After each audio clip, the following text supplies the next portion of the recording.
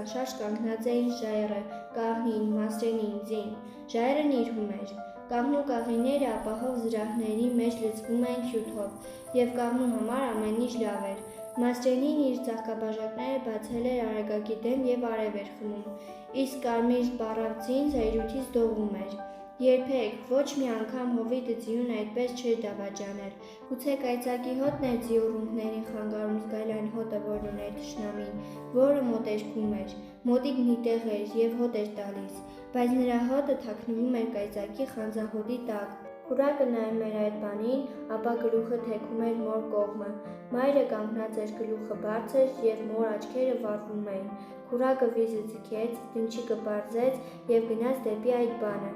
և այդ պահին մայրը զգաց գայլի զզվելի հոտը, մայրը խրխինջ արձակեց ու նետվեց դեպի քուրակը և տեսավ, թե գետնից ինչքան սահուն ու երկար ցատկով զատվեց գայլը։ Իսկ պարանը խեղդում էր մորը և քուրակը ցատկեց գայլի վրայով դեպի մայրը, բայց գայլը տակից բռնեց նրա ետևի ոտքը և քուրակն ընկավ, քուրակը ճչաց ու վեր ցատկեց, բլուրների մյուս երեսին լսվեց քուրակի սուր ծղրտոցը և կան փռշտներ սրվեցին և կան փռշտների մեջ սրվեց սեպադուն թոփու շունը,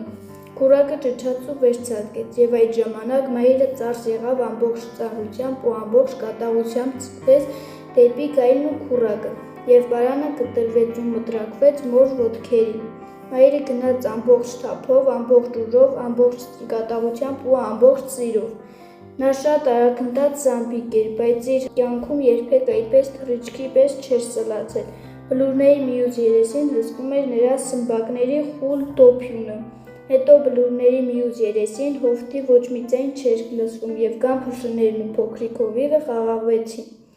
գայլը քուրակին թողեց ու ազատվեց տրորվելուց, ձին հարձակվում էր և գայլը մի քիչ փախավ, ձին դարձյալ գալիս էր և գայլը մի քիչ էլ ետ քաշվեց, դունչը գետնին հպած, ձին գալիս էր, դանդաղ, սպառնալի, ձին գալիս էր, գայլը ճապաղվեց գետնին և ահա կարող էր ցատկել ու կախվել ձիուռունկներից և ձին շուռ եկավ և գայլը ցատկեց ու կանգնեց ձիու դեմ, քուրակը լանջի տակ, ձին դարձյալ շուռ եկավ և նրա հետ պտտվեց նաև գայլը անընդհատ պտտվեց և ձին անընդհատ շուռ եկավ, երկու կարճ ցատկով գայլը հայտնվեց ձիու դնչի տակ, բայց ձին դարձյալ հասցրեց շրջվել ու աքացի շպրտել, մի երկար ցատկով գայլը հայտնվեց ձիու դնչի տակ և ձին չհասցրեց լրիվ շրջվել, գայլը կարողացավ հերձել ձիուռունկները